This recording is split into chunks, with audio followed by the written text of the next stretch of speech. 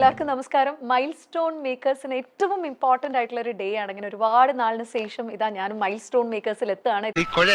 ഒരു 8 months ആയിട്ട് സാറിന് ഇങ്ങനെ ഞങ്ങൾ ട്രാക്ക് ചെയ്തുകൊണ്ടിരിക്കുകയാണ്, വിടാതെ പിന്തുടർന്നുകൊണ്ടിരിക്കുകയായിരുന്നു. ഇന്നാണ് സാറിന് ഡേ ഞങ്ങൾക്ക് മുന്നിലേക്ക് കിട്ടുന്നത്. ഒരുപാട് സന്തോഷം. It's an honour having you here sir. ഒന്ന് നിക്ക, ലാസ്റ്റ് സപ്പറല്ലേ, ഒന്നും കൂടി കണ്ടോട്ടെ, ഇനി മുട്ടിക്കോളൂ. ഇത്ര ഭയങ്കര കമ്പോസ്ഡ് ആയിട്ട് ഇത്ര കാമറായിട്ട് എങ്ങനെ ഇരിക്കാൻ പറ്റുന്നു സർ?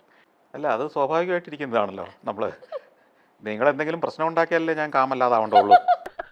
ഇളയപ്പറ്റൊരു കാര്യം വിറ്റാണ്, ആള് ഭയങ്കര വിറ്റാണ്. ഇതൊന്നും അല്ല, ഇനിയിപ്പൊ കണ്ടോ നിങ്ങൾ ഇവിടെ താമസിക്കുമ്പോ ചിരിച്ചിരിച്ച് ചാവും. ഞാൻ നോക്കുമ്പോൾ ഏറ്റവും ഗുഡ് ലുക്കിംഗ് ആയിട്ടുള്ള മനസ്സിൽ നന്മകളുള്ള ഒരു ചെറുപ്പക്കാരൻ എങ്ങനെ ചേച്ചി 2 അല്ലെങ്കിൽ ഒരു 1.5 വർഷമൊക്കെ പിറകെ നടത്തിച്ചത് എന്തായിരിക്കും സർ? ഈ ഗുഡ് ലുക്കിംഗ് എന്നൊക്കെ പറഞ്ഞാൽ നിങ്ങളുടെ സങ്കല്പം ഇത്രയൊക്കെ ഉള്ളോ? എന്നാലും സാർ ഇത്രയും വിജയകരമായിട്ട് ദാമ്പത്യ ജീവിതം മുന്നോട്ട് കൊണ്ടുപോയിക്കൊണ്ടിരിക്കുകയാണെന്ന് അറിയാം. ഞങ്ങളൊക്കെ ഇപ്പം ഞാനും കെട്ടിയവരും കല്യാണം കഴിച്ചിട്ട് 4 വർഷമായി.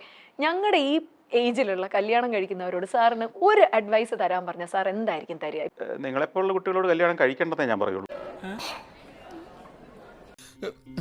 എന്നെ തേച്ചതാണല്ലേ? അല്ല, നിങ്ങൾ കല്യാണം കഴിച്ചില്ലേലും ഈ ഭൂമിക്ക് പ്രത്യേകിച്ച് പ്രശ്നങ്ങളൊന്നും ഉണ്ടാകാൻ പോകുന്നില്ല.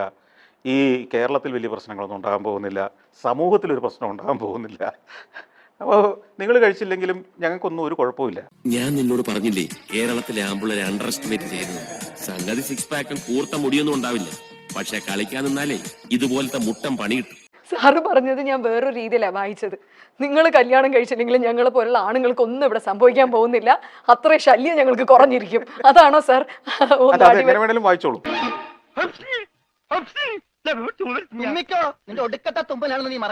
ഇത്രയും ഞാൻ സാറിന്റെ പേഴ്സണൽ പ്രണയത്തെ പറ്റി ചോദിച്ച സാർ അധികം ഇന്റർവ്യൂസിൽ പ്രണയത്തെ പറ്റി ഇങ്ങനെ പറഞ്ഞ് ഞാൻ കേൾക്കാറില്ല. കൂടുതൽ യാത്രകളിലാണ് സാർ ഫോക്കസ് ചെയ്യുന്നത്. അല്ല, ഞാൻ പ്രണയത്തിന്റെ പേരിൽ അറിയപ്പെടുന്ന ഒരാളല്ലല്ലോ. കൊത്തി മുതുകത്തേറി കൊത്തിയല്ലേ? ഈ നാട്ടിൽ എന്നെ കുനിച്ചിരുത്തിടിക്കാൻ താൻ മാത്രമേ ബാക്കി ഉണ്ടായിരുന്നുള്ളൂ. ഇപ്പൊ അതുമായി. അതുകൊണ്ട് അതിനെക്കുറിച്ച് ഒത്തിരി പറയേണ്ട കാര്യമില്ലെന്ന് എനിക്കറിയാം. അത് ഞങ്ങളുടെ സ്വകാര്യമായ വിഷയങ്ങളാണ്.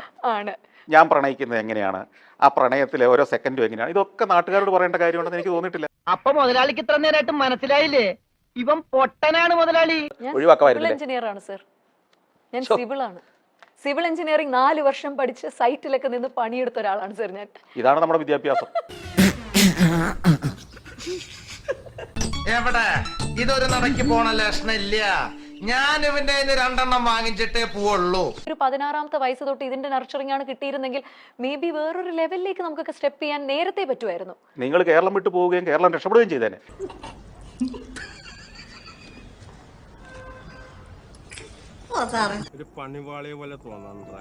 ഈ പരിപാടിയുടെ ഏക ഗുണം എന്താ അറിയോ?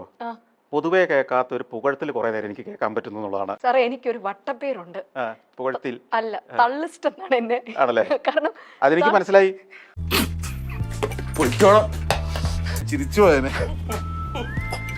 ആദ്യത്തെ ചോദ്യം ഇതാണ്. ഇനി ഒരിക്കലും പോകില്ല എന്ന് ഉറപ്പിച്ചൊരു സ്ഥലം? ഒരു സ്ഥലമില്ല അങ്ങനെ. Anywhere is fine. അതുകൊണ്ടാണല്ലോ നിങ്ങളുടെ പരിപാടിക്ക് ഞാൻ 2ാം തവണയല്ലേ വരുന്നത്.